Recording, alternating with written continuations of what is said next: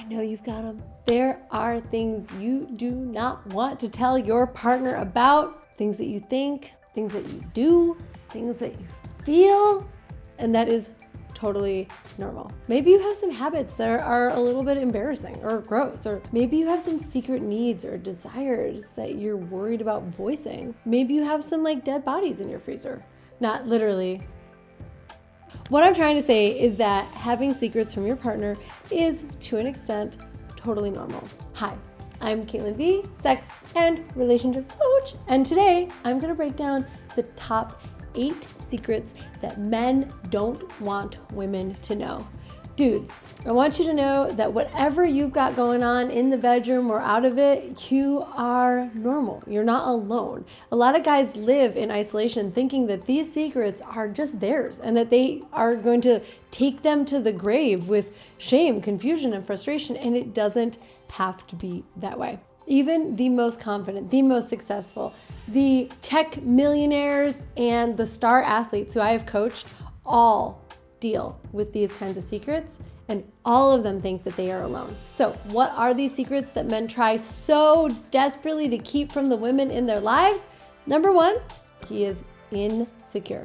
The truth is that all men struggle with some form of insecurity, and this is because they're human. Men worry about their bodies, their penis size, their smell, how they're performing in the bedroom, or if they're making enough money, what they look like, their beard is patchy. The list goes on and on. We live in a society where men are expected to feel confident and in charge literally all of the time. And this is why so many men feel like talking about their insecurities is a sign of weakness, and instead they keep it bottled up inside. Men feel like women will think less of them if they see a chink in their armor, but all men have something that they're secretly insecure about. That wildly chiseled guy at your gym is insecure about his ability to be a father.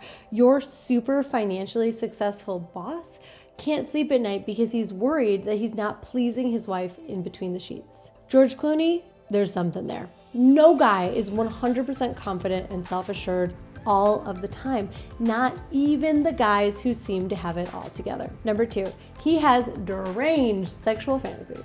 Have you ever found your mind wandering into some seriously strange and almost dangerous territory? Like you're masturbating and suddenly you find yourself jerking off to a hog-tied clown with an apple in their mouth over a Spitfire?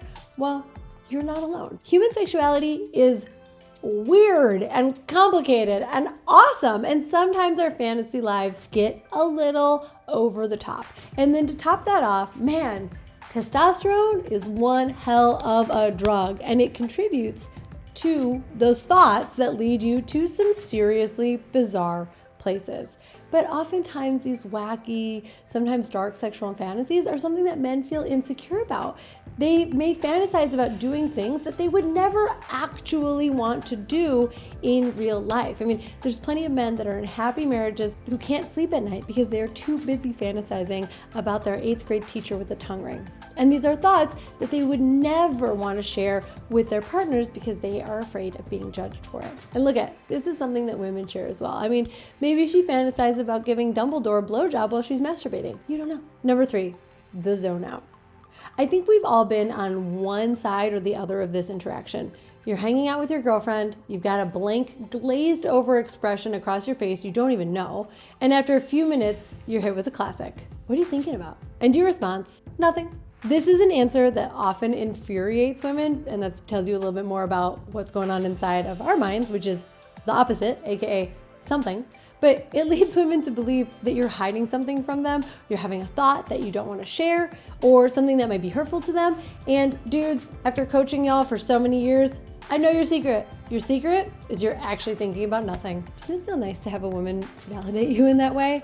I know it because the zone out is a classic masculine move. Masculinity as a nature, as an energy that all of us have, including me, is the absence of stuff. It is the nothingness, the void. So when you say you're thinking about nothing, often you are thinking about nothing. Or maybe you're thinking about something that is just way too silly or irrelevant to actually share with her in that moment, like a sporting event that happened 4 years ago, a time that you said something stupid at work, playing out a scenario where you told some asshole what you really thought of him.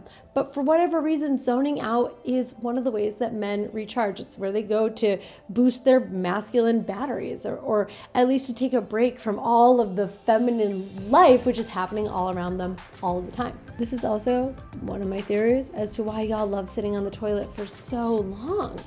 I'm just saying, I think I'm onto you.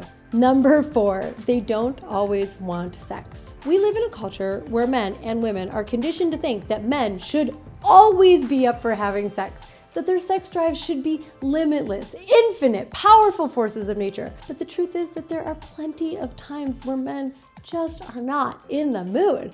And often they are afraid to admit it. And so you tend to have sex anyways. You go against your own boundaries and do something that you don't really want to do because you've been taught that men are supposed to always want sex and always deliver. Some men worry that if they tell their partners that they're not in the mood, then the partner will feel undesirable or insecure. She'll think that you don't love her and want her. Women are taught that it is okay to not always want sex, but there is a narrative that it is always the man's job to initiate and the woman's decision of whether or not sex happens. And these standards are actually harmful to all genders, men, women, non-binary folks, everyone. The truth is that we should all feel comfortable getting to decide when we feel like having sex and when we don't. If you're not horny, it doesn't make you less of a man. And my women out there, if he doesn't get an erection, it doesn't mean he's not attracted to you. It doesn't mean he doesn't love you. It doesn't mean that he doesn't want you. It doesn't mean that you look fat in this dress. It means none of that. It could mean a million things, but probably not those. Number 5. They don't all have the same taste in women. Hear me out. The same way that women are conditioned to conform to certain societal standards of beauty that are mostly Western, white, and thin, men are conditioned to feel attracted to those same standards. But the truth is, just as all women look different, whether it's style, body shape, personality, all men have wildly different preferences. And a lot of men try to hide their true preferences to conform to what society thinks is hot. A lot of men believe that it is a status symbol to score a leggy blonde, when in reality, they're actually attracted to someone who has a completely different body type and demeanor. If this is a trap that you are falling into, my message to you is this: life is short. Let the people you're really attracted to know, and sleep with them and date them and make love to them and show them off and wear them on your arm so proudly. We really have got to up our game when it comes to beauty standards, because honestly, so much more and so many more bodies are so attractive and they deserve to be highlighted and loved. And you should actually spend time dating and being romantic with people who you are authentically attracted to. Number 6. He wants to be complimented. Men want compliments. Why? Because compliments are great. Compliments are awesome. Compliments make us feel good. And most men are pretty much deprived of compliments. Whether it's from a partner or friends or a colleague or even a stranger, most men go through their lives having very, very few nice things said about them, to them. Like, have you ever seen a man's face light up when another man compliments his outfit? It's heartwarming. It's amazing. When I stop a man in the street and tell him he's got great shoes, great hat, great style, I see that I have had an effect on his day. And you know why?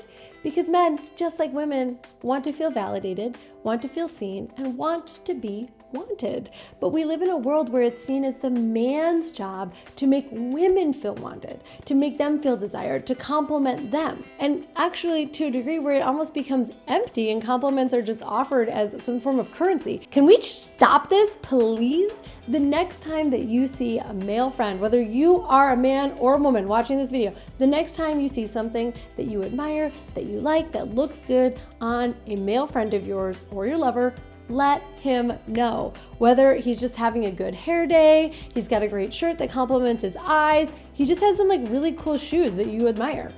Let him know. There is no cost to make someone else feel good, and you can brighten their whole day. I think we can all agree that men deserve compliments too. Number 7, he questions his relationship with porn. If you are subscribed to this channel or familiar with my content, you probably already know my thoughts on porn. And if not, brace yourselves. Porn, although it can provide immediate gratification and can sometimes even be an interesting tool for learning about yourself and your desires, has a lot of negative impact on your sex life. I hate to say it, but it's true, and you need to know. From desensitizing you to stopping you from gaining full control over your ejaculation to forming unrealistic standards and expectations around sex, porn affects the way that you sexually relate to yourself and others. And most guys have some concerns when it comes to their porn consumption. Whether they're worried about what they're watching or how much they're watching, every porn consuming man has an inkling that this might not be good for him. And I'm just saying, if you're worried about the impact that porn is having on your life, then you are probably right that it's doing a bit of damage. And it is time to take a break. Watch my other videos on porn for more on how to do that. Number 8, he looks at other women. No, babe, I definitely didn't just check her out. I call bullshit. And look, I'm not here to judge you. Men do look at other women. And no, they don't often admit it to their partners. It is just a fact. Something that is attractive and moving at any velocity across our vision is going to get our attention. I would personally like if we stopped acting as if this was a crime. Now, I am not saying gawking, staring, completely getting lost and looking at another woman, not like Kanye did Rihanna, but men do look, and they are going to look at attractive women. It's literally in their nature. They're even more attuned to moving things in their visual field than things that are stationary. It's just a part of being testosterone laden. So if you give others a quick once over, that is okay. Because just because you're looking at another woman doesn't mean that you aren't committed to the one that you're in a relationship with. And it doesn't even mean that you're particularly attracted to that woman or that you want to sleep with her. It just means that you have eyes and you see things. So use that judiciously, but there's my permission. So there they are, the little secrets that men keep from the women in their lives. I have a question for you. Dudes, what did I miss? And do you feel less alone knowing that other men keep the same secrets to themselves? What I have found over and over and over again by coaching literally hundreds of men is that many of them live in isolation. They do not have a community of men. They may not even have a single male friend who they can actually open up about any of this stuff with, let alone that they're struggling with erectile dysfunction, premature ejaculation, delayed ejaculation, a sexless marriage. The guys inside of my High Performance Male Sexual Mastery Accelerator are a community of men that do this for each other. And not just that. We have guys in there that are making sex furniture. We have guys that are going to black tie sex parties with their girlfriends while their wives kiss them and wave them goodbye with full-on joy, appreciation, and support. We have guys that have ended their premature ejaculation. We have guys that have recovered their ability to orgasm. We have guys that have saved their marriages from divorce. We have guys that have decided to get divorced after living in a sexless marriage for way too long. There is one of everyone inside of High Performance Male Sexual Mastery Accelerator. And if you need a community of men, I invite you to come and check it out. There is nothing quite like it. From weird fantasies to insecurities, your secrets are safe with me, and know that you are not alone. Thank you so much for tuning in. I'm Caitlin V. Please make sure that you are subscribed, and I will see you here next week.